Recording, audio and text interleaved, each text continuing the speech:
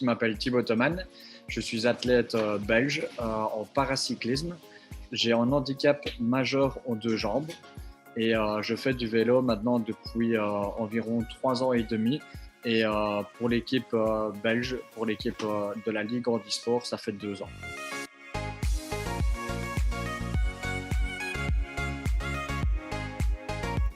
Bienvenue sur Joe Challenge, la chaîne qui, je l'espère, va vous motiver au maximum à sortir de votre zone de confort. Alors si le concept de la chaîne te plaît, n'hésite pas à t'abonner. Aujourd'hui, j'ai la chance d'interviewer Thibaut Thoman, qui est un paracycliste belge. On parle beaucoup de nos athlètes en règle générale, mais je trouve que les athlètes dans le handisport sont moins médiatisés. C'est pourquoi j'ai décidé qu'à ma petite échelle, j'allais pouvoir changer cela en les interviewant et en les mettant sous la lumière.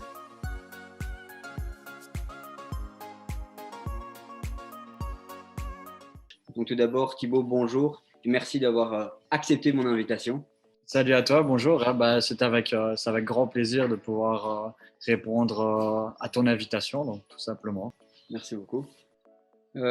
C'était qui Thibaut avant son accident? Avant mon accident, donc mon accident c'était en 2016 et j'étais quelqu'un qui travaillait beaucoup. Je travaillais en toiture, donc j'étais tous les jours sur des toits. Je travaillais tout le temps, voilà, ouais, tout le temps en hauteur.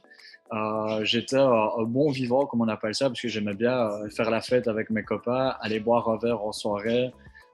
J'étais le premier à déconner, donc ça ouais, c'était un petit peu moins avant. J'étais un petit peu sportif, mais j'avais pas l'envie de toujours bien faire comme j'ai envie de le faire maintenant. Donc. Ok. Peux-tu nous justement en parler davantage de ton accident ou... Oui, pas de souci. Donc, en fait, je travaille en toiture, comme je l'ai dit précédemment. Et là, ce jour-là, j'avais congé. Et donc, c'était un vendredi. Et en fait, je suis tombé d'un Velux, donc d'une fenêtre de toit. Je suis tombé à l'intérieur. Et donc, une chute de 5 mètres. Et j'ai été paralysé pendant plusieurs mois. Je me suis retrouvé en chaise roulante et j'ai eu beaucoup de chance, chose que certaines personnes paraplégiques n'ont pas eu cette chance. Donc, je m'estime très heureux de ma situation. J'ai pu récupérer pas mal de muscles au niveau des jambes. Ok.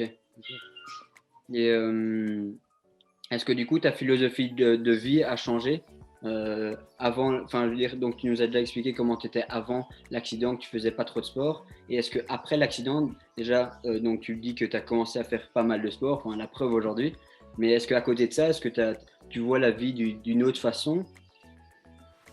Oui, en fait, ce qui s'est passé, c'est que après mon accident, je me suis toujours dit, ok Thibaut, tu as un handicap, ça, je peux pas y échapper. C'est la situation que j'ai maintenant. Mais je me suis dit, c'est pas parce que j'ai un handicap que je peux plus faire la fête comme avant. Donc, après mon année d'hospitalisation, j'ai toujours continué à faire un petit peu le fou comme je faisais avant, de manière différente, parce qu'on ne sort plus en soirée avec des béquilles comme avant, on va dire. Mais dans ma tête, je voulais absolument sortir, rejoindre mes amis avec qui je faisais la fête avant. Et là, c'était pas du tout la même chose en fait. Et là, je suis un peu tombé dans une dépression parce que ça n'allait pas. Même un petit peu voir dans l'alcool parce qu'on commence à faire la fête un petit peu trop souvent. Et à ce moment-là, je travaillais plus. Donc, on tombe dans un engrenage qui était vraiment très mauvais, très néfaste pour moi. Que ce soit pour moi, pour mon corps, pour ma revalidation. Donc, ça a été vraiment très loin. Et j'ai eu le déclic en me disant ok Thibaut, tu es en train de te descendre à petit feu. Et c'est là que j'ai décidé à faire un petit peu de sport et j'ai commencé à faire du vélo d'appartement chez mon kiné. Donc j'avais toujours des séances de kiné au moins 4 fois semaine, des séances d'1 heure, 1 heure et demie, ça dépendait un petit peu. Et alors c'était des séances où quand on a bougé le matériel, j'ai pu commencer à faire beaucoup de vélo. Et on a vu qu'en 3 semaines, j'ai pu augmenter ma charge de vélo et augmenter mes performances, on va déjà parler comme ça à ce moment-là. Et alors, c'était vraiment très intéressant. Je me suis dit, ah ok, le sport, ça a un très bon effet sur ma santé parce que grâce au sport, bah, je peux mieux marcher et je peux réduire mes séances de kiné. Ok, Donc, c'est comme ça que je me suis dit, ok, bah, on va faire du sport, quoi. d'accord. Et à la place de faire du vélo chez mon kiné, je me suis dit, je vais m'acheter un vélo et je vais le monter sur un rouleau. Donc, je ne sais pas si tu connais les applications Zwift, par exemple. Non. C'est une application qui te permet de faire du vélo virtuel. Donc, tu as ton vélo et ça, c'est très pratique en hiver quand il y a des intempéries dehors. Dehors. Mhm. C'est vraiment très pratique parce qu'on va installer ce vélo à l'intérieur et ça va simuler les pentes. On a un petit personnage et on va se promener sur des parcours qui sont déjà configurés. Et en fait, je me suis dit, bah, je veux commencer par ça. Et au Ok. bout de 4 séances, il faisait beau parce que c'était au mois de mai.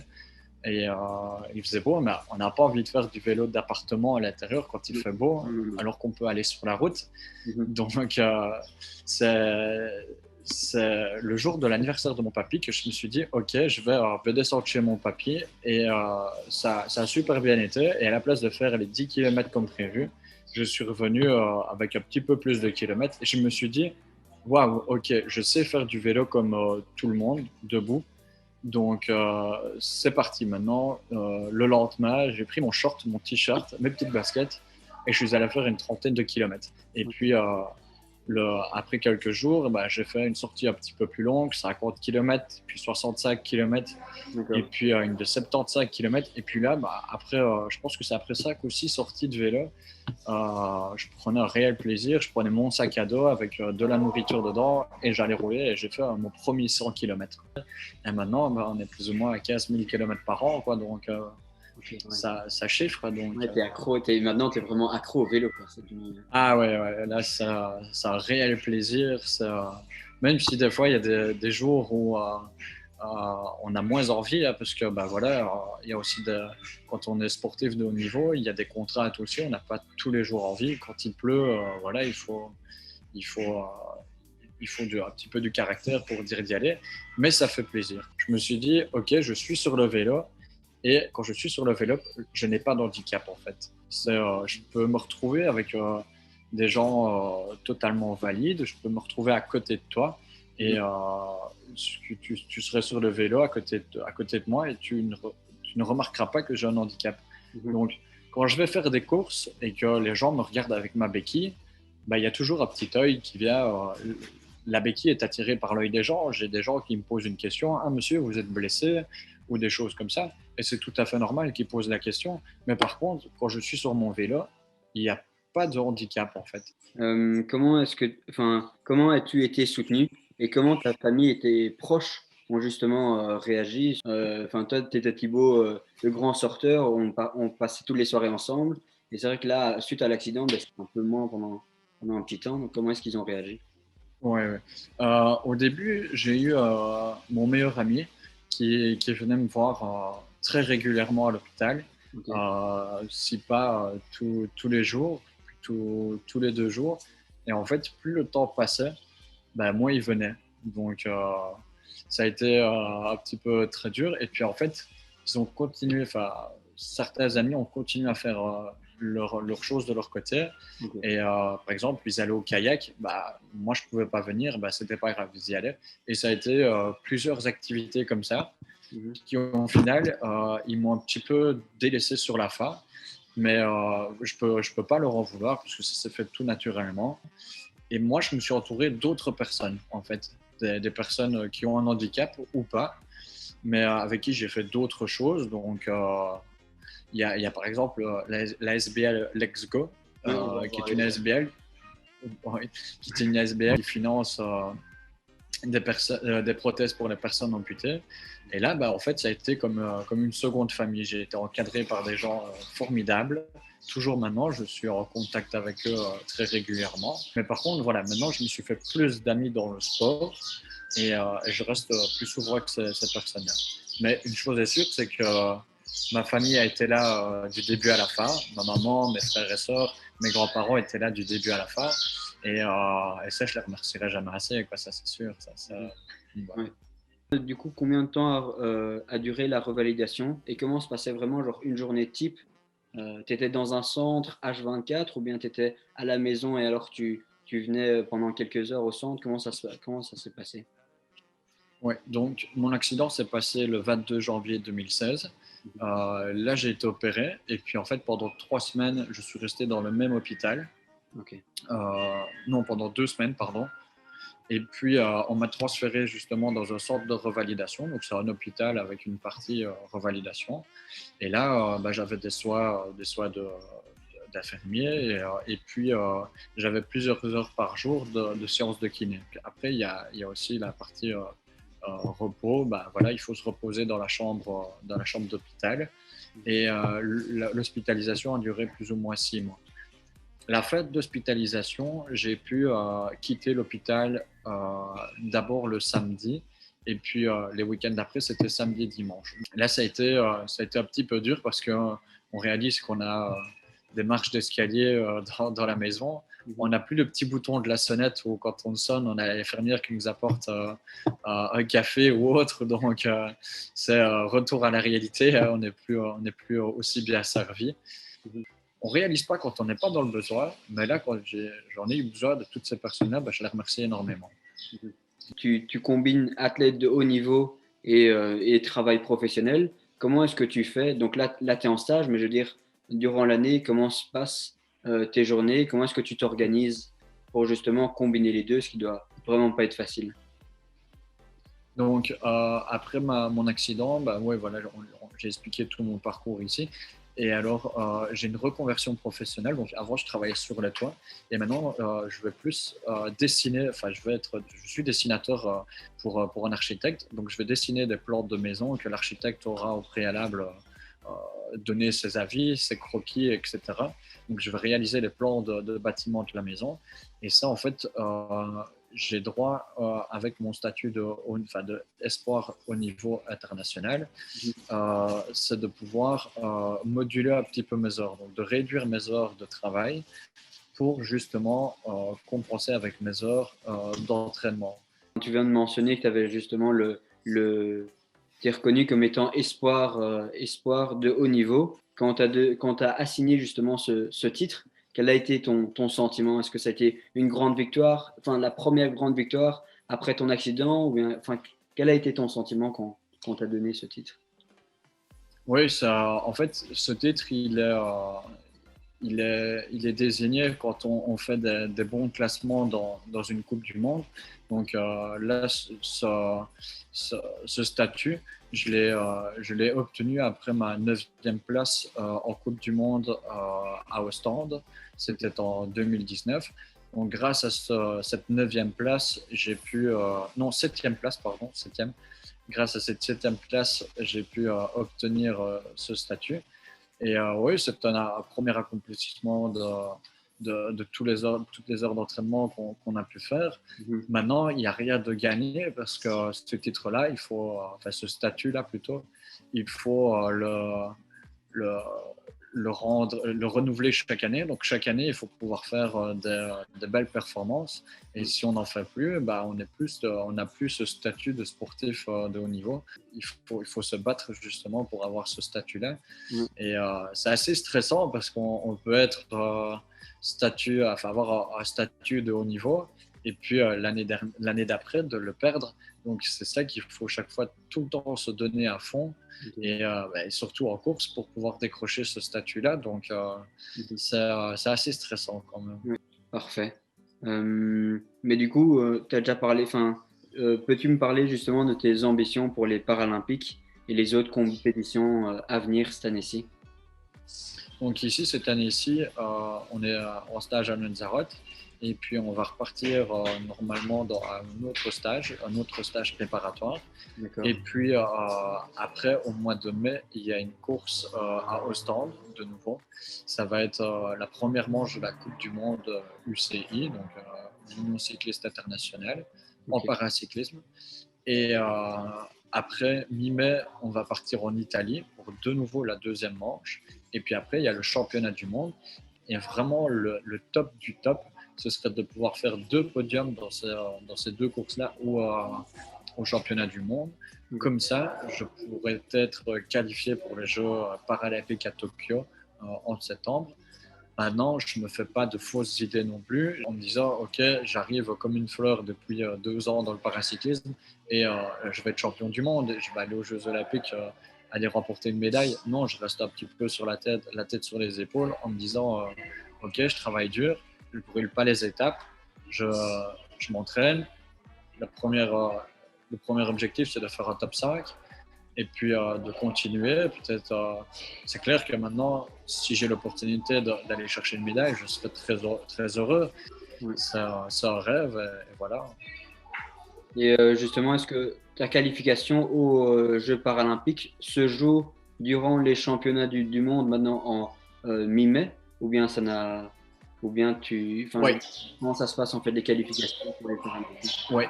Donc en fait, on a, c'est les Jeux paralympiques, ils donnent des slots qu'on appelle ça, donc des tickets pour pouvoir aller aux Jeux paralympiques. C'est sûr qu'il va falloir se frayer un chemin, se créer une opportunité pour pouvoir y aller. Donc, si je réalise un top 5, enfin 2 top 5, je serai très content, mais ce ne sera pas suffisant pour pouvoir aller aux Jeux paralympiques.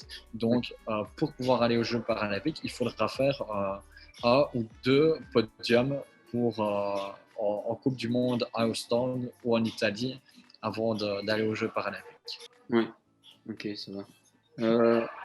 Avant-dernière question, qu'est-ce que la société pourrait faire de plus pour le handisport en général? Parce que donc le but de justement cette interview, c'est vraiment qu'on soutienne non seulement les athlètes olympiques, mais aussi, après, il ne faut pas oublier que les Paralympiques suivent les Jeux olympiques et qu'il faut vraiment encourager nos athlètes belges à vraiment aller donner leur maximum et même durant l'année de les motiver. Est-ce que tu trouves que la société, Euh, en règle générale, supporte bien le handisport? Comment est-ce que tu vois la chose?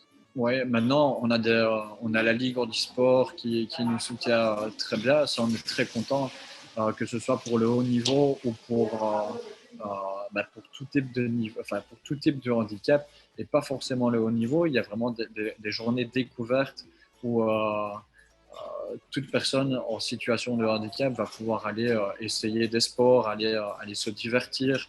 Donc ça, c'est vraiment très sympa, vraiment très bien de la part de la Ligue handisport et de toutes les ASBL qui gravitent autour, hein, parce que la Ligue handisport n'est que l'ensemble qui regroupe tout, mais à la base, c'est les petits clubs, les petites ASBL qui créent ça, qui sont également soutenus par la Ligue handisport.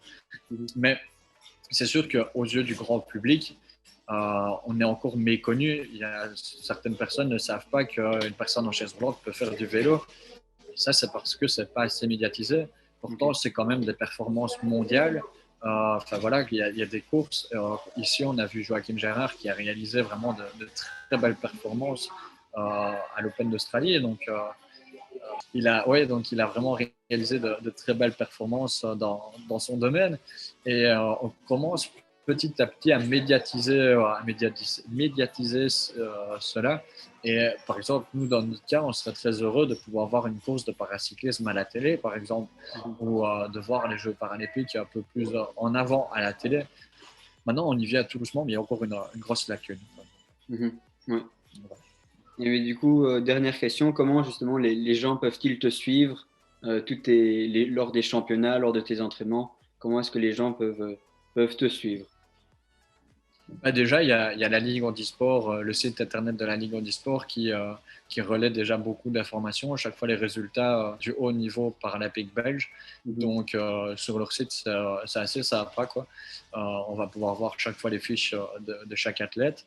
Et moi, personnellement, j'ai ma page Facebook, c'est Thibaut Thoman, cycliste handisport. Je n'y manque pas de poster assez régulièrement dessus. Et c'est assez sympa d'avoir des retours de personnes.